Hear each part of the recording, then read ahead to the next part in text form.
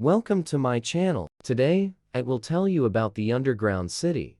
Enjoy your viewing. Coober Pedy is such a small town in the north of South Australia. At first glance, this place looks completely deserted. A plain without any vegetation, with a few houses at a fairly large distance from each other. A police station, a school, a hospital, and a whole huge city underneath it all. Life is raging underground. People live here, full of bars and restaurants, luxury hotels, churches, and much more. All this splendor is a city that a teenager founded many years ago.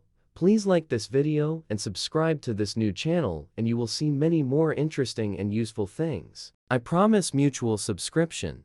The town of Coober Pedy was founded by a 14-year-old teenager, Will Hutchinson, in 1915. It happened by accident. The boy's father, along with other prospectors, mined gold here. Life upstairs was pretty hard. It was very hot in summer, with temperatures rising above 40 degrees Celsius. The humidity was relatively low, only 20%, and the sky was usually completely cloudless. One day, Will went with another boy in search of water. Suddenly, the teenager saw something shiny on the ground. The guys bent down and saw that it was not gold, but a semi-precious opal stone. At first, it didn't seem so important. The main thing was the reservoir found in the arid area. Only this discovery marked the beginning of the extraction of opals in this region. However, the settlers had to think about the problem of existence in this area, because there was only a barren rocky desert around. There was practically no rain here, and the air was incredibly hot. Not the best place to build housing. That's how the first dugout was built. The rocks turned out to be malleable, and people began to dig caves in them. It was cool and nice inside. That's how Coober Pedy was founded, and the real opal rush began. Of course, the opals in this area were discovered a little earlier. In 1858, the first European explorer, John McDowell Stuart, discovered these semi-precious stones here. The place was even named after him. In 1920, a whole town had already grown up here, which was named Coober Pedy. The fact is that in the language of the Aborigines who have lived here for thousands of years, it literally means the white man's hole. It is estimated that about 60% of Coober Pedy's residents were from Southern and Eastern Europe who came there after World War II to work in the mines. For almost 100 years, this city has been the world's largest producer of high-quality opals. Noble opal is distinguished by an iridescent play of colors, the reason for which is the diffraction of light on the spatial lattice, and its value is determined not by its size, but by a unique play of color. The more rays, the more expensive the opal. One of the Aboriginal legends says that, a long time ago, spirits stole all the colors from the rainbow and put them in an opal stone. According to another, that the Creator descended from heaven to earth and stones appeared where his foot trod, shimmering with all the colors of the rainbow. Only private entrepreneurs are engaged in the extraction of opals. Nevertheless, this industry brings about $30 million annually to the Australian economy. Previously, the development of opals was carried out manually with picks and shovels, and the rock was pulled out with buckets until an opal vein was found, along which they then crawled like a plast. Almost all mines are shallow, and the main passages in them are laid by drilling machines that break through horizontal tunnels as tall as a man and branch off in different directions. These are practically homemade devices. The engine and gearbox from a small truck. Then the so-called blower is used, a machine with a powerful compressor mounted on it, which sucks rock and boulders to the surface like a vacuum cleaner, through a pipe lowered into the mine, and when the compressor is turned off, the barrel opens, a new mini-mound is obtained.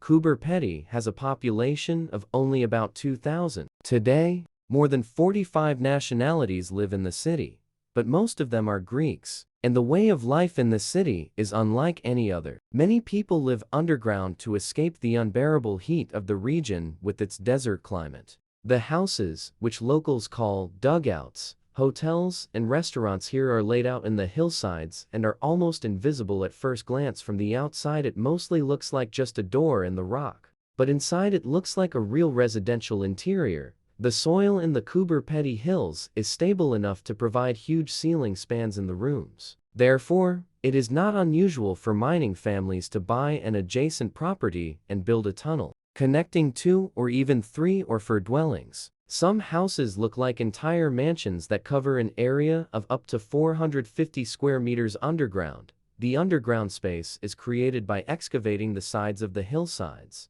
Regardless of the climate on Earth, underground rooms maintain a comfortable, uniform temperature in the range from 19 to 25 degrees Celsius day and night throughout the year. Most of the dugouts have round rooms, sloping walls, narrow corridors, and cozy corners built into the rocks. In these apartments, the inhabitants nail shelves, paintings, and other furniture directly to the sandstone walls. Coober Pedy is famous not only for its opals and its lifestyle, but also for its tourist locations. For example, underground hotels and shops, jewelry, bookstores. One of the most visited places in the city of opals was the house of its recently deceased famous resident, nicknamed Crocodile Harry, an eccentric alcohol lover and adventurer who became famous for his numerous love affairs.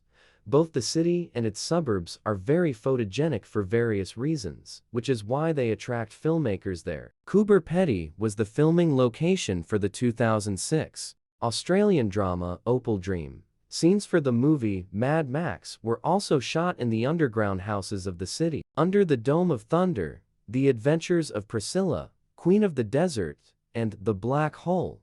Recently, the underground city has attracted attention for another reason: its hybrid energy project. Using the sunny, windy weather in the area, the Coober Pedy Renewable Energy Plant generates about 75% of the energy needed to power the city. Due to the low rainfall in the region, along with the lack of a permanent natural source of water, the question of how to supply it to the population of a desert city has always been one of the main ones, and has undergone several solutions. First, in 1922, an underground water tank with the capacity of about 2 million liters was built. This method proved to be unreliable. Then in 1967, a solar desalination plant was developed to produce fresh water from salt water pumped from a depth of 100 meters below the surface. However, this solution did not provide enough water, and the system was often damaged by strong winds. But since 1985, a modern water desalination plant using the reverse osmosis process has appeared. In other words, raw water is pumped from artesian wells located 25 kilometers northeast of Coober Pedy via pipeline to urban reservoirs. The water pumps operate automatically using radio signals transmitted from the municipal sewage treatment plant. The water quality is excellent now.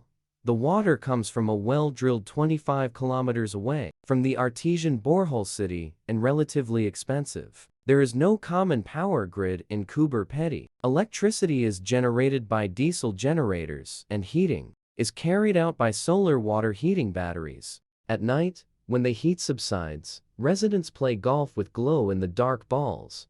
The average annual precipitation in Coober Pedy is only 175 millimeters in the middle zone in Europe, for example, about 600 millimeters. It is one of the driest areas of Australia. It almost never rains here, so the vegetation is very sparse. There are no tall trees in the city. Only rare shrubs and cacti grow. Coober Pedy has a desert climate. In summer, from December to February, the average temperature is 30 C, and sometimes reaches up to 40 C. At night, the temperature drops significantly, to about 20 C. Sandstorms are also possible here.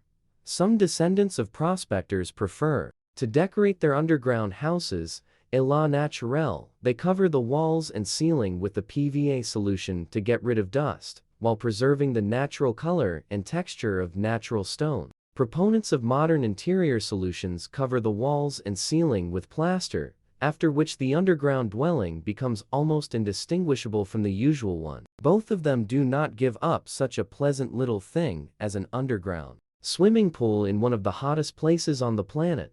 This is a particularly pleasant luxury. In addition to housing, Coober Pedy has underground shops and museums, galleries and workshops, restaurants, and a hotel.